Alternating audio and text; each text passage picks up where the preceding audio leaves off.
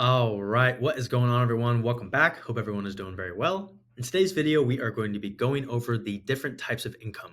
Now, some of this may sound familiar to you, some of this may be totally brand new. I've definitely heard this framed in the past as far as the terms being active versus passive income. I think a lot of people are familiar with that. So, active income essentially being income that is tied directly to your time input. Another one that I've heard sort of making the distinction of like portfolio or dividend income. So that would be like income that you're earning from like a stock investment or something like that. And then passive income, and I would say again, most people are familiar with passive income being like rental income, right? So like income that you're earning, cash flow that you're earning from a real estate investment, something like that. If another model that I think is interesting to think about when we start, diving into the kind of the different types of income, is sort of the cash flow quadrant. If you guys are familiar with the book Rich Dad Poor Dad, the way that quadrant is framed is going from employed to self-employed to a business owner to an investor, essentially. And so I think it's good to just know the different types of income and sort of see where you're at in that, either in your progression of that cash flow quadrant, or just being able to sort of identify where you're at in that process, and then sort of figuring out, okay, like this is where I'm at, and this is what I want to be essentially doing, and then looking for skills to cultivate and learn that match with that type of income, or looking for certain professions that kind of match again, that type of income that you're looking for. And a big part of this is like the income that you're earning, or the type of income that you're earning, has an effect on I would say, like just the experience of your life, and almost like how you spend your time. That's what I find so fascinating about this, is like the way that it affects the time, and like how you spend that time, essentially. So, and again, I think one note that I wanted to touch on for the cash flow quadrant is like sometimes it's easy to frame it as like, okay, I'm going from employed to self-employed to a business owner to an investor. Like it's a natural progression, that it's always going to be that way. And I understand that the vein of that thinking, and I do think it's valuable to sort of have that progression to want to go from employed to self-employed or business owner. But not everybody is going to make that progression or want to make that progression, and that's totally okay.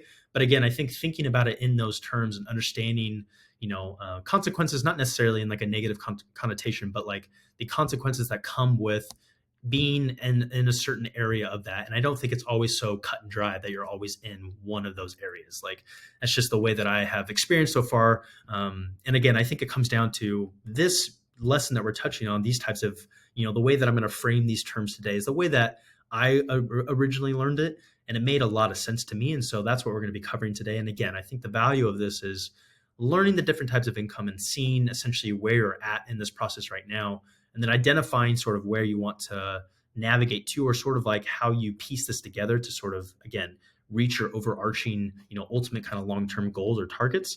Again, that's the value of knowing these different definitions and kind of what these terms mean and how they relate to you and your situation. So let's just dive right in. So these two variables, again, time and space, are present in unique ways when we take into account the different types of income. So there's mobile and non-mobile income, active income, semi-passive income, which may be a new term for some people, and passive income. So defining these from the two variables, mobility and space. So first one being non-mobile. So this is income that can only be generated in a specific geographic location. So think of like offline work, right? Think of like maybe I'm a bartender, or I'm a waitress, or I work, at a specific geographic location, right? So that's the first one, that's being non-mobile. And again, in these two variables, we're just sort of thinking about it in like, versus non-mobile versus mobile. We're not really getting into the passivity in time. We'll get into that to the next section.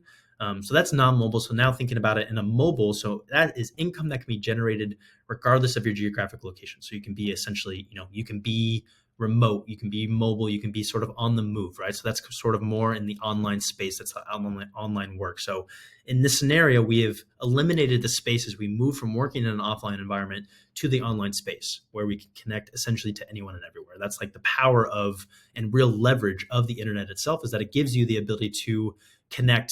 I can connect with my clients that, are in New York and Florida. And even though I'm here in California, like that ability, that leverage allows me to now do business essentially, across the US, basically global at that point. So that's really the power of kind of just going from mobile or non-mobile to mobile. That really, it opens up like the landscape of the type of business that you can run, and really the type of work that you can do at that point. So those are those two variables.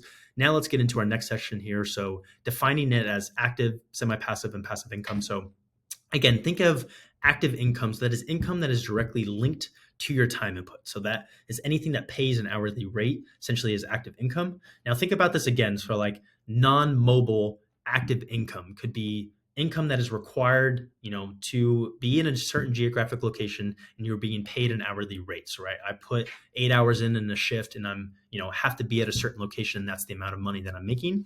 And then you think about it in terms of like active non-mobile income. So I'm still being paid an hourly rate. Maybe I'm being paid a salary, but I can do that, from, either like a specific, office location if they, require me to be in an office, or I could be, working from home. Like so many people have transitioned to remote work at that point. So again, that's where where those two variables come into place. Now, this is where I think I want to make this big distinction, and this was a brand new term for me, and it really helped me a lot. Is the semi-passive type of income. So that is income that is scalable independently of your time input. So think of like owning a system or owning a procedure or owning a business essentially at that point, where you can either hire and delegate tasks, or the amount of like the money that you earn isn't necessarily tied to the amount of time that you're putting into something. So, in that sense, you could be earning like profit share, you could be earning a commission, you could be earning, you could have equity or be tied to like the upside of a business, something like that. So that for me was very interesting because when I think of like semi-passive income, now I'm in a sense where I have semi-passive mobile income. So I can essentially work anywhere. I'm not tied to a certain geographic location. And the income that I'm earning is not tied directly to my amount of time input. When I always thought was so interesting is like, wow, I'm still putting in the same, 8 hours that I was working when I worked a 9 to 5, but the amount of money that I'm earning is growing. And I was like, trying to be self-aware and think about, well, why is that? And essentially, I think like, again, the amount of time that I'm putting in is still relatively the same, but the things that I'm doing in that time have changed drastically. The skills that I have cultivated over the years have changed, and have evolved a lot. The people that I'm involved with now, the network that I have, and the positions that I'm in with the businesses that I'm involved in has changed a lot. So again, that is a really big distinction that has helped me a lot of thinking about, again, understanding those two variables and then just the different type of income. And then again, the last one being passive income. So that is income, obviously, that is requiring no time input and therefore no space, just by default. So again, after taking these definitions, you can see that when people refer to passive income, they're really talking about the time input required to make that money. And because it is timeless, essentially it is just, becomes spaceless by default. Now, again, I think the term passive income, for me, I would say had me under like the spell for quite a while. And I will say just right off the bat, in order to earn a substantial amount of passive income, you need to have a crazy, crazy amount, an even more substantial amount of active income. I wouldn't use necessarily the word, the term crazy, but like that's really what's so interesting about it is like so many people put so much priority on passive income that, I think we sometimes lose like the value of like where passive income really comes from is like having a surplus of capital from your active income, like having a outsized, earning potential from the amount of active income that you're earning. And so another thing that I wanted to touch on with this as well is that when you see, if you ever see these passive income opportunities of like running an online business, right? There really is no passivity about building a business, especially with an online business where like the online space is so extremely competitive. Really, like at that point, you're really building a semi-passive income, or type of income stream at that point, because what you're really doing is, building a business and earning a skill and being able to, like when you start to build a business, you're probably going to put more time in than you essentially would, working like a normal job. Like there's days, a lot of business owners that are putting in 10, 12, 14, 16-hour days. And that's pretty normal for a lot of people. So that like obviously is requiring a lot more time, but the upside to that, the amount of income that you could possibly earn on either, increasing the revenue of your business, positioning your business to possibly get an acquisition and getting a big payout from that, and then dumping that into a passive income vehicle where now you can earn income, again, regardless of your time. So that would be, think of like cash flow from a rental property or something like that. Again, the other distinction that I want to make for that is I think sometimes it can be, I don't want to use the term overblown because it's not the right term, but like almost like not quite as clear that like learning about investing in real estate and, kind of getting your chops with that requires a lot of time input as well. Like that requires a lot of skill and experience, and you might make a lot of mistakes at the beginning, with something like that. So again, like to get to the point where you're earning, you have, let's say like a portfolio of rental properties that are paying you, 10 grand a month, something like that, right? So you can be financially free. Like, again, that's sort of like this almost like, oasis mystique, kind of imaginary idea that we all want to get to. But again, that requires, a lot of time and experience to get to that point, and also requires a lot of active income, unless you're going to be like doing that, as far as like taking out loans and essentially like, doing that on leverage or debt at that point, which, requires its own risk appetite as well. So again, I think understanding the variables of like mobile versus non-mobile and the different types of income and sort of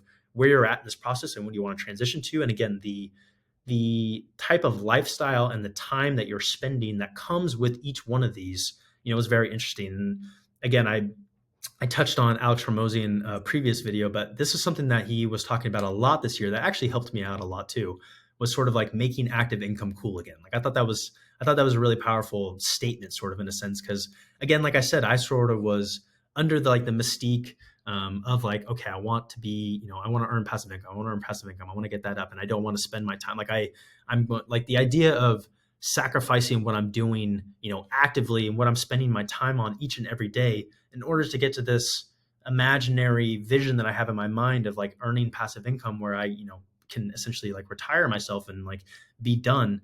Like it puts you in a position, or at least it put me in a position where I didn't want to feel like I was sacrificing my time, for the next 40 years, essentially, to get to a point where like my passive income is finally at a point where I can, afford my lifestyle without having to put any more time. Like, great, I get to retire from this job that I don't like anymore. That just wasn't, that didn't align with me. That's just not what I wanted to approach that. And so, I really do love my, semi-passive or active income streams, right? And getting to a point, obviously, where I am essentially allocating my capital into things that, yes, earn me, a passive income, but I also know to get to that point where I'm earning a substantial amount of passive income, I need a lot of productive capital. And so right now, my capital is probably best spent, or at least invested, into the vehicle of me and increasing my value and my skills and my worth, and getting to the point where, yes, I am, I've stayed in the game long enough and I've learned, how to play the game in a place where I can earn this, a substantial amount of money, let's say all at once, or just, accumulating that continuously over time, and then, allocating that correctly into a vehicle that's earning me passive income.